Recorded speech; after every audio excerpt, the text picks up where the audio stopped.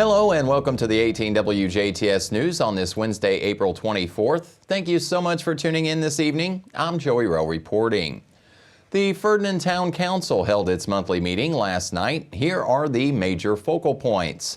Ferdinand Police Chief Carrie Blessinger detailed that cameras caught 5,813 cars leaving town after the eclipse, detailing the influx of traffic and visitors the town was expecting. She happily reported that there were no incidents before, during, or after the eclipse because the town was well prepared. Narcan was obtained for the St. Henry and St. Anthony Volunteer Fire Department for usage. Blessinger was instrumental in getting an Employee Assistance Program, or EAP, up and running for the Town of Ferdinand employees. EAP is essentially a counseling service where employees can remain anonymous and keep their mental health in check. Vandalism in the 18th Street Park restrooms was discussed, and it has become a reoccurring event as of late. It appears to be happening during after-school hours when the kids are not in school. Blessinger states that cameras are being equipped at the park to catch vandals and deter future vandalism. Clerk Treasurer Tamara Miller wanted to remind Town of Ferdinand residents that the town only picks up trash, not recycling. Miller stated she has noticed more cardboard and recycling sitting out next to the road. As a reminder, cardboard and other recycling can be taken to the Du Bois County recycling location. One county site is just outside of Ferdinand and is open Mondays and Thursdays from 10 a.m. until 6 p.m. and Saturdays from 8 a.m. until 4 p.m. To read the full recap from last night's meeting, please visit our website. The Ferdinand Town Council will convene again at 6:30 p.m. on Tuesday, May 21st. Late Sunday night, Trooper Noah Ewing of the Indiana State Police observed a vehicle fail to stop at a red traffic light at the intersection of State Road 56 and State Road 145. Ewing stopped the vehicle and made contact with the driver, Joshua Troutman. Troutman showed visible signs of impairment. Troutman refused a chemical test. He was arrested and transported to the Orange County Jail, where he is being held on bond. 40-year-old Joshua Troutman of Mitchell is charged with OVWI, a Class C misdemeanor. The Jasper Street Department will close Clay Street between 2nd Street and 3rd Street starting at 8 a.m. on Thursday, April 25th for pavement replacement. The road shall reopen tomorrow at 4 o'clock Eastern. Motorists should use Newton Street as a detour. The closure will take place barring inclement weather or any other unforeseen event. The Perry County Community Foundation is set to host a free public workshop aimed at addressing poverty in the community. The workshop, featuring Stephen Ralph, consultant and trainer with AHA Process and utilizing the Bridges Out of Poverty model, will take place on Thursday, June 6th from 8:30 a.m. to 3:30 p.m. at the Tell City Depot in Tell City. In 2019, the Perry County Community Foundation undertook data collections, hosted community forums, and identified the cycle of poverty as its focus for effectively utilizing discretionary grant dollars. The Bridges Out of Poverty model offers concrete tools and strategies for understanding, addressing, and alleviating poverty. This comprehensive training is designed to assist community organizations, social services agencies, employers, and individuals in gaining insight and strategies for completing economic stability for all. Participants in the workshop will gain an understanding of the dynamics that cause and perpetuate poverty from individual to systems levels. Complimentary lunch and refreshments will be provided. Registration is required by Monday, May 20th. Interested individuals can find a link to register on our website. Best-selling author Ruby Payne founded AHA Process in 1996 with the mission to enable individuals, institutions, and communities to stabilize and grow resources for all, particularly those in poverty. The organization achieves this mission by providing workshops, publications, and consulting services. Earlier this month, the Daviess County Cooperative Invasive Species Management Area, or CISMA, partnered for the second time with Pro-Tech Pheasant Camp volunteers and the Indiana DNR Division of Fish and Wildlife to hold a weed wrangle at Glendale Fish and Wildlife Area. A total of 14 volunteers and partners spent Saturday, April 13th, removing invasive honeysuckle, multiflora rose, and autumn olive from 8.5 acres on the property. New this year, in addition to volunteers cutting and stumping, treating invasive shrubs, they also help the DNR to follow up on previous work done with their Fecon forestry mulcher. The forestry mulcher is a highly effective method of brush mowing and works well to remove invasive shrubs from forest understories. However, if no follow-up is done, and invasive plants will quickly resprout and retake those areas.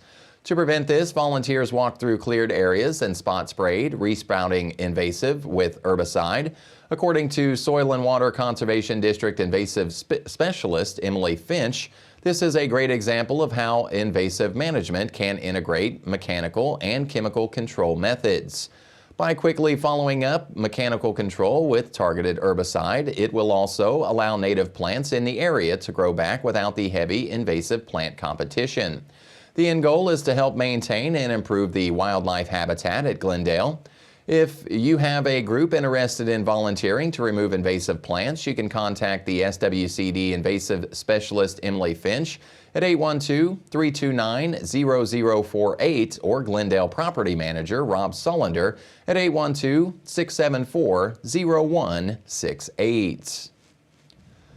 Purdue Extension DuBois County is delighted to announce its upcoming tree giveaway event aimed at providing residents with the opportunity to contribute to the preservation of native fruit and nut trees. The event is scheduled for Thursday, April 25th from 4:30 to 7:30 p.m. at the Purdue Extension DuBois County office located at 505 West 5th Street in Jasper. Attendees are requested to enter the lot from Scott Rowland Drive. The drive-through event offers a convenient way for participants to receive free trees for planting. Attendees can simply drive up and the Purdue Extension team will assist them in selecting and receiving their trees. 3 types of trees will be available: black walnut, pecan, and persimmon. As supplies are limited, the trees will be distributed on a first-come, first-served basis. Thus, attendees are encouraged to arrive early to secure their trees. Jazz enthusiasts and connoisseurs of fine wine and craft beer are gearing up for the much-anticipated return of the annual Garden Gate Jazz Wine and Craft Beer Festival at the picturesque Market Street Park in downtown Huntingburg. Scheduled for this Saturday, April 27th, the festival promises a delightful blend of music, beverages, and culinary delights.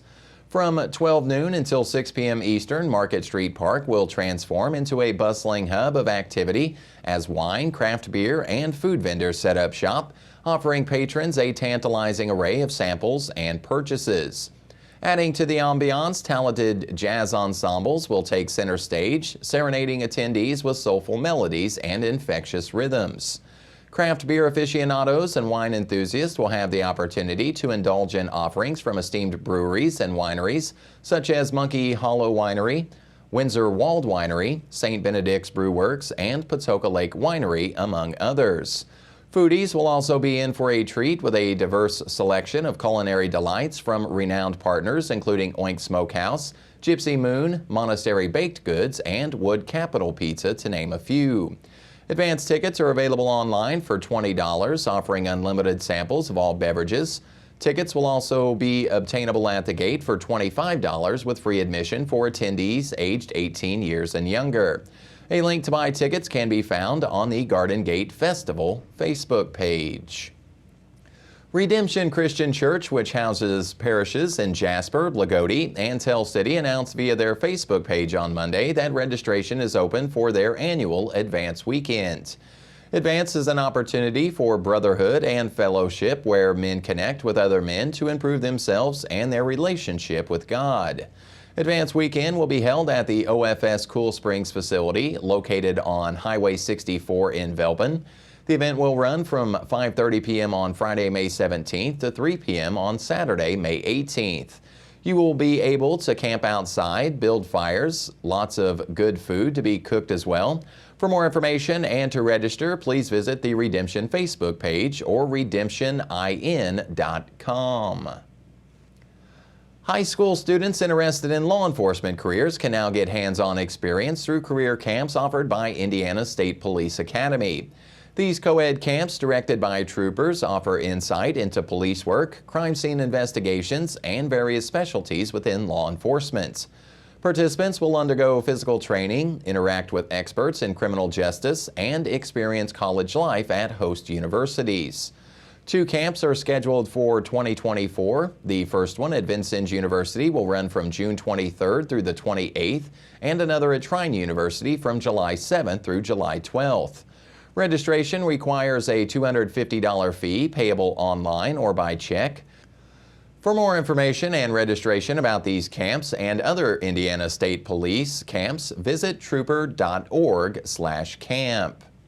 And that's a look at news here on 18 WJTS TV. We will have a look at your weather forecast right after this.